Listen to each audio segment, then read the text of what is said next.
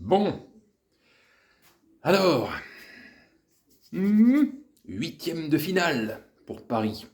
Exceptionnel. Un parcours magnifique, mais bon, maintenant le plus dur commence.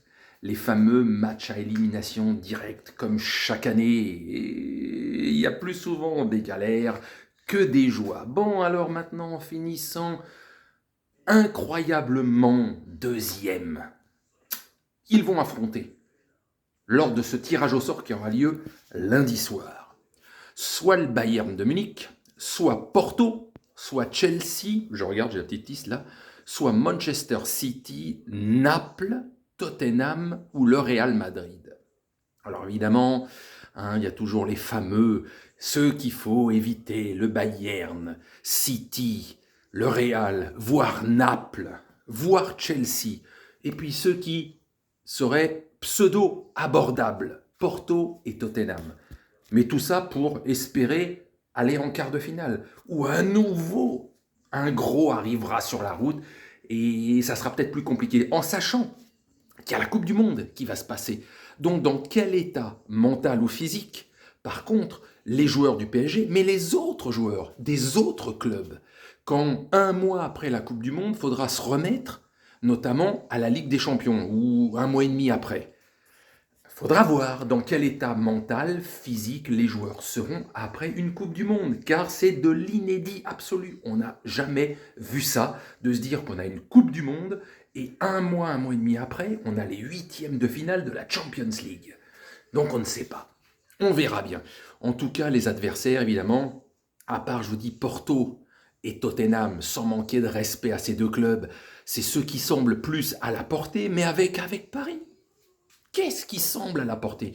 Ils vont peut-être taper le Bayern ou le Real Madrid et se faire sortir par Porto ou Chelsea, ou se faire démonter par le Bayern ou le Real ou City, justement parce que ces clubs-là sont nettement au-dessus en termes de jeu d'équipe, actuellement, et depuis l'année dernière et l'année d'avant, de Paris. Bon, on ne sait pas.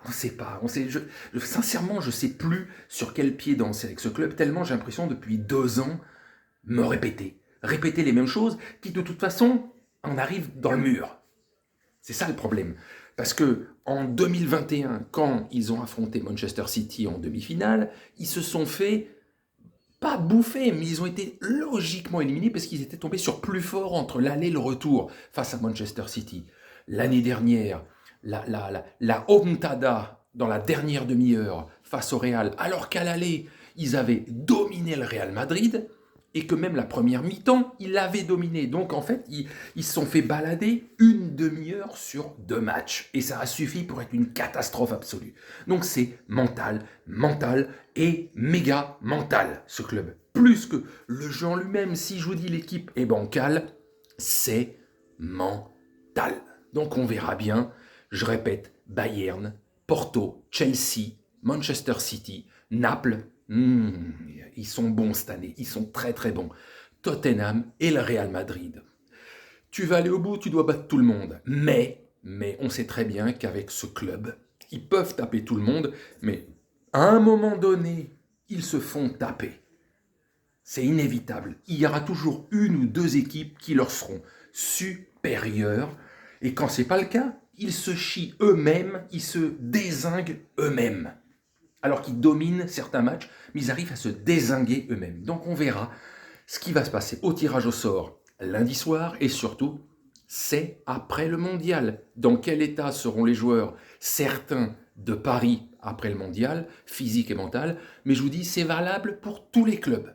Donc là, il n'y aura pas genre, ça touchait plus certains que d'autres, ça touchera tout le monde.